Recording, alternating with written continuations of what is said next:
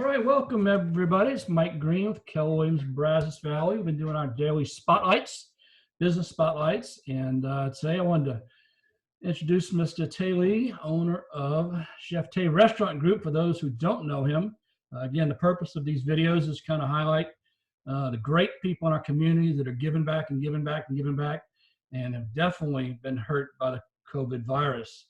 So Tai, most people know you, but for those that don't, why don't you just tell us a little bit about your group of restaurants? Sure. Well, Mike, thank you for having me here today. It's a great pleasure to see you actually over the screen because we typically see each other, very often. But great to see you. And hello, I'm Chef Tai, owner of a Chef Tai restaurant group. Have a variety of restaurants here in Bryan College Station, from Veritas Wine and Bistro, Urban Table, Paolo's Italian Kitchen, Madden's Casual Gourmet, and award-winning Chef Tai's Mobile Bistro. So got a lot of different operations going, and then it's been busy, even though we've been slow. Just because business is not going doesn't mean as the owner chef, you got nothing better to do. So we've been staying busy, and we've been keeping ourselves going, and looking forward to getting back to the normalcy.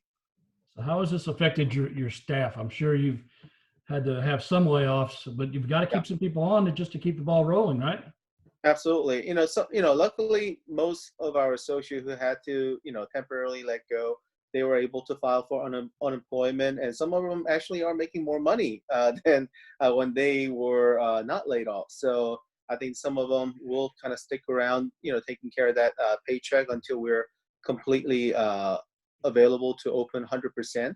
We're going to be open 25%, so we're going to be about halfway in terms of rehiring, just because we can't have 100% for 25% of a business level. We have to be responsible on our money. It is very tight.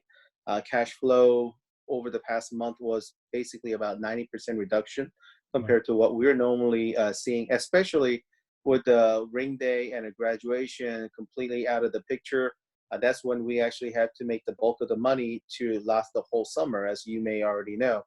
And that opportunity has gone. So we have to make sure whatever we got on a PPP and a grant, that's going to last us for the very tough summer. As we look at it, a lot of events has been canceled, so it's going to be rough.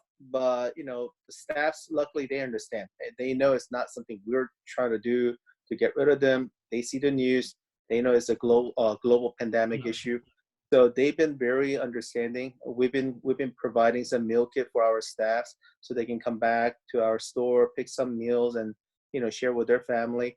We've been doing what we can, and we retain some of the key associates just to run on a skeleton crew. But we're excited to have some of them back next week, and then as we start to open more restaurants, we're gonna bring more back in. Great. Well, I went to your website today. It looks like you're opening not this weekend, but a couple next week. You want to tell us about that? Yeah, so the governor has basically lifted the ban where the businesses can reopen starting today. But we have already set out our schedule last week, and some of these staff were going to spend some time with their family over the weekend. So I didn't see the point of recalling them back when they have already made their plan. And it also gives us extra 3-4 days to get the restaurant better prepped. Not only we wanted to open up the restaurant, but we wanted to open it up with all the personal protection equipment and all the sanitary stuff revamped. So all of our restaurant that's going to open on Monday have extra sanitizer, pumps and things like that for our consumers and also for our staff. So we wanted to make sure we got all that due diligence is taken care, having extra thermometer for the, checking our staff, things like that. So all that had to get done rather than try to rush it in and then try to kind of sneak one in. We wanted to do it, in a timely manner. So the two restaurants, Urban Table and Veritas Wine and Bistro, will be opening on the dinner shift on Monday. Right. And the Madden's will follow on the following Monday on May 11th. And then Paolo's actually decided to open up on the phase 2, just due to certain, personal issues and personnel issues. We wanted to make sure our partners and everybody involved there who are a little bit higher on the age group wanted to make sure that they're not exposed to it. So we thought it was more prudent call for Palos to open up a little bit later. And that may change, but for the time being, we're going to wait for the phase 2 on the Palos. Great. Hey, what's your website so everybody can keep track of all the changes? Right. So www.cheftai.com is our main hub. And from there, you can see all of our restaurants from that web page. So you can actually get connected to different restaurant sites. So if you go to cheftai.com, you'll see all the menus, all the schedules, and all the updates with the COVID-19. And I appreciate your time, Tay. I know it's been tough for you guys. Again, you're one of the guys that gives back at every opportunity, supports every cause in this town, and anything we could do to give back at this time would be appreciated by everybody. Well, thank you. I appreciate that. Just 30 seconds on real estate. If you haven't heard yesterday, Chancellor Sharp wants to open the campus in the fall. I know that's good news for you.